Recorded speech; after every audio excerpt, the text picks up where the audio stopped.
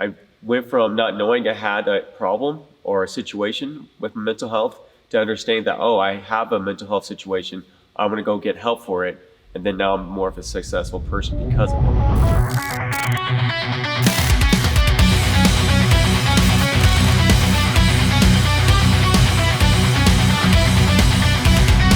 My name is Daniel Krenz. I am Meridian Fire Department fire captain. How did you become interested in jiu-jitsu, and when did you start training? Well, I started training about 4 years ago, and how it started is a good friend of mine introduced me to jujitsu. Said it would help him, so I decided to give it a try. I walked into their original location, and as I was walking in there, I felt the environment and how it was and how they were going. And then after rolling there for my first time, I felt good. Like there were some let's say demons, but there were some things that were rolling around that I didn't know how to get out. And jujitsu gave me that way, that outlet that I never had before. Um, as being in the fire service and also being in the military, we had no way of getting it out. We were told to keep quiet, or not keep quiet, but men don't talk about these things. We don't have any things to get out, and there was no way or no outlet for us to go. So when I did jujitsu, I found my outlet. I found my way of getting these emotions and things in my head out without hurting myself or others. So jujitsu gave me the ability to um, find that way to have that outlet, to have that camaraderie and be okay, being humbled, and being okay being in an environment where you're not totally in control.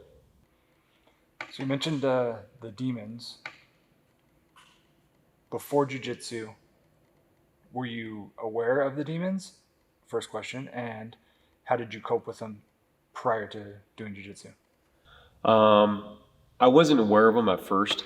My first incident was driving down one of our main back roads, and for some reason, I think I blacked out. And when I woke up from my blackout, I was going over 100 miles an hour, driving down the middle of the road, which is that what we kind of did in when I was deployed in the Middle East. We drove, from one place to another in the middle of the road.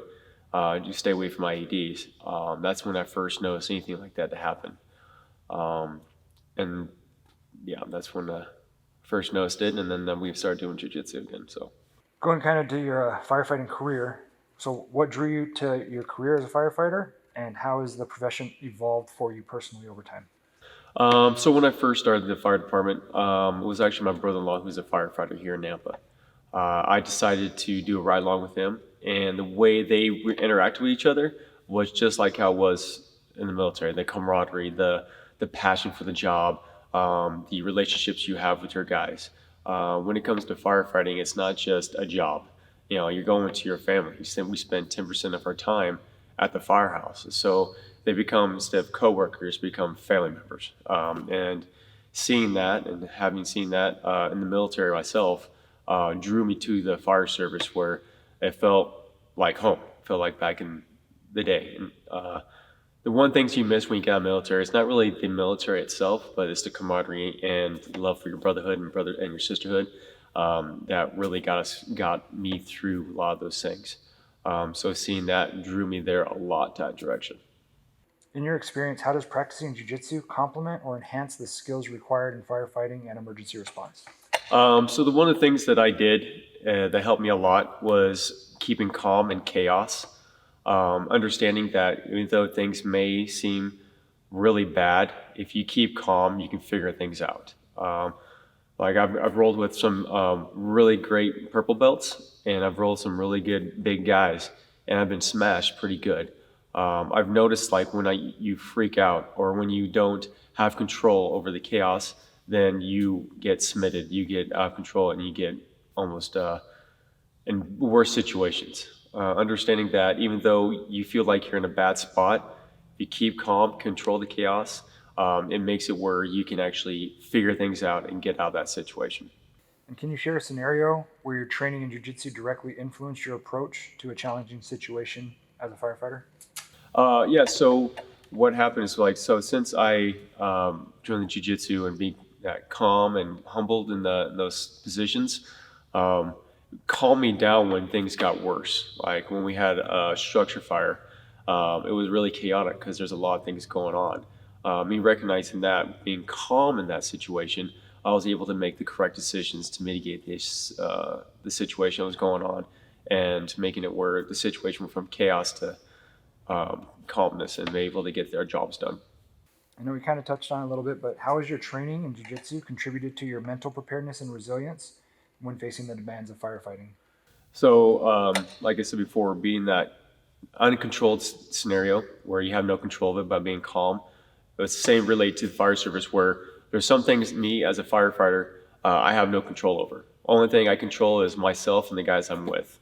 And be able to understand that and be able to be calm in those chaotic situations made things actually a lot easier um, in those crazy situations where keeping calm and keeping humble in those chaotic situations made it where I can make the situation better. I can calm the person down. I can calm the situation down, which made the situation and the scene a lot safer for all of us. Are there specific techniques or principles from jiu-jitsu that you find particularly applicable or beneficial in your role as a fire captain? Yeah, being humbled, um, knowing that you can be successful in any position. Understand that there'd be times where you'd be on top, right, and controlling situations. There'd be times you're going to be at the bottom, uncontrolling situations. Knowing that you're going to be okay, and that the training that we get here will make us where we can see the outcome of it on the other side. Um, that helped me in the fire service by uh, seeing it through the whole scenario, right?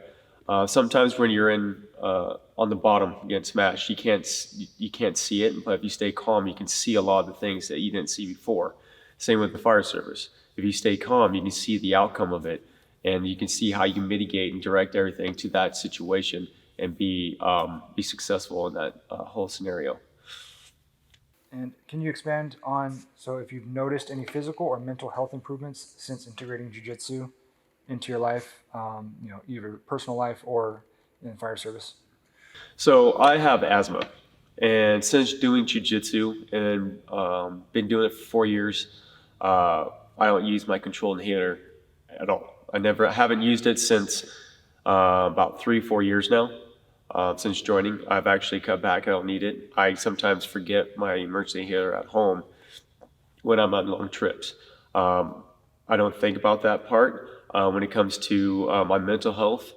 It gave me an outlet before that I didn't have. The camaraderie and the friendship here with jujitsu and here at 208 made it where we can be in that bad situation and be able to talk through these situations, and not just about jujitsu, but other things as well.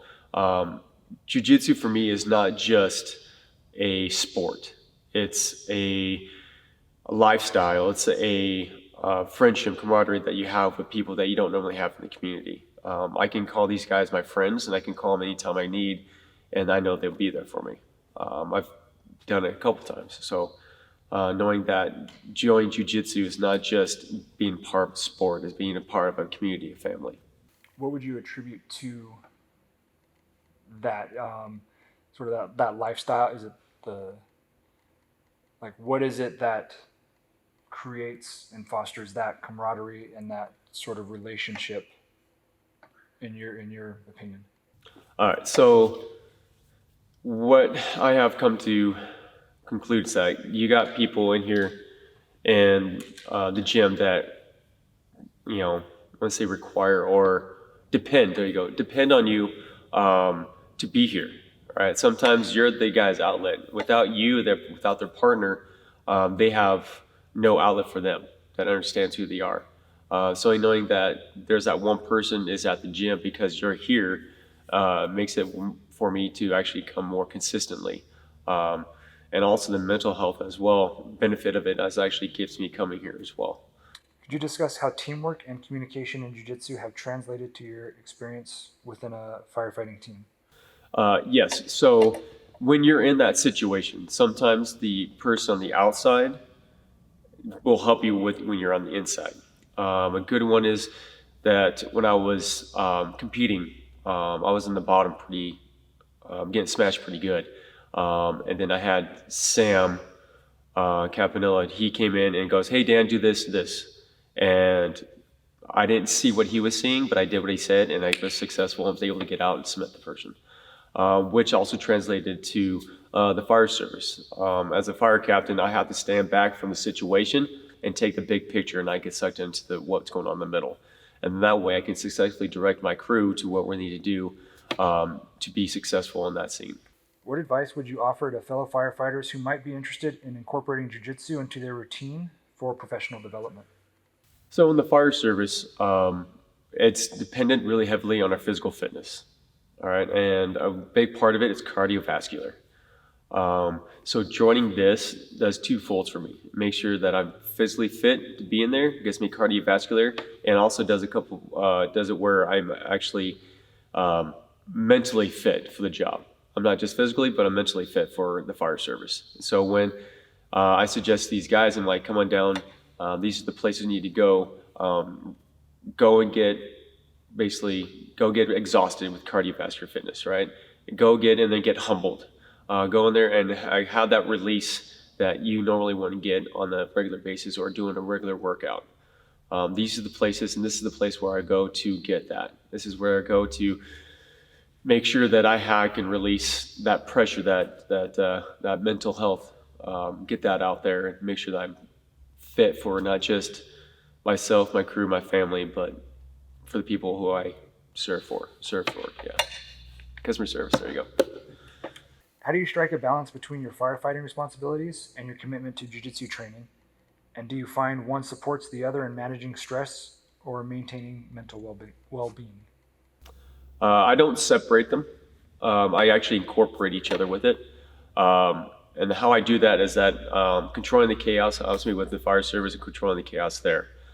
And then me being a leader in the fire service helps me be a better leader and teacher here in the mat. So what was the second half? Do you find one supports the other in managing stress or maintaining mental well-being? They do both. There'll be times where I get off of work and I come to the afternoon class and I'm pretty stressed and I just need that outlet, that release from whatever maybe happened that day at work. I come here and able to get that release and get that humbleness and sets everything straight. When doing that, it makes it where my mental health is better. So I'm not taking out my anger or work stuff out on my family and friends. It makes it where I can take it out on the mat physically, and then I'm mentally prepared for everything at home. In what ways do you see the principles of discipline and adaptability from jiu-jitsu aligning with the demands and unpredictability of firefighting? Well, in the fire service, you don't know what's going to happen. You don't know, you can have the same call come in, but the situation or the scene is totally different. I can have a fall patient at one house, and then I can have a fall patient at the house. It would be two different situations. Same here with jiu-jitsu. I can pass somebody's guard or somebody can pass my guard, and they can be totally two different situations. For instance, today I had this one guy who passed my guard that I've never seen before. And then I have another one who I've tried to pass my guard and I've seen many times. Being able to adapt to those and would made me successful not in just jiu-jitsu, but also in the fire service. There's things that you see every day that are totally different, and then be able to adapt and overcome is great. But having that great base to go off of is what makes it those other audibles, those other situations that you can get it where being successful in those areas. So part of this brand is to give back, I should say, to first responders, fire, law enforcement, EMS, to really help with the mental health side of things. Obviously with that vehicle at the moment being jiu-jitsu. So what do you think about the initiative to sponsor first responders for jiu-jitsu training? I think it's pretty huge. And the reason is from my experience coming in here, I was able to get that mental health I didn't know I needed. Just a friend suggested coming here and having this jiu-jitsu release made it where I went from not knowing I had a problem or a situation with my mental health to understanding that, oh, I have a mental health situation. I'm going to go get help for it. And then now I'm more of a successful person because of it. So jujitsu actually started this whole transition for me, this life altering path to be a successful person in life. What qualities and commitments should applicants highlight in their applications for sponsorship? Um, so when it comes to that, understand, be humble, be open minded, because there be here that you think you know a lot about um, jujitsu or you've had some other training somewhere else. Um, know that being open minded, being humble where you're at, then you're going to be more successful what's going on. Um, and also, it's not about you. So when it comes to your application here, it's not about just you. It's that how can you help yourself, but also help someone else here. All right. So I've gone in here before where my friends here, I've sat down before and had conversations with them that they're having a bad day. All right. Maybe you show up that day because that you needed help. Maybe you show up that day because they needed help. Understanding that sometimes it's not about you, it's about them as well. And then last question, do you have any final thoughts or messages you'd like to share with our audience regarding the intersection of the fire service and jiu-jitsu? So when it comes to the fire service and jujitsu, they mesh together pretty well, if you can look at it. Like I said, controlling the chaos when there's no way you can see coming out, but being able to control it. The fire service is a lot of chaos, being able to control that when you're in there. So when you look at the two, you will be understand that how they benefit each other. You being physically fit and successful in the fire service is going to help you with the mats. Being calm and humble inside the fire in the mats, we're going to help you in the fire service. Being kind and humbled when you're out in the community and helping them. Knowing that sometimes you can't control what you have going on here, but then on the mat you can actually release all that here. So being mentally tough is a one thing, but being able to release that mental situation you have going on, that demon you have going on, being able to have that outlet is huge. It's huge here. We do have peer support with our department, but nothing compares to being on the mats, letting loose, relaxing, and getting humbled. So.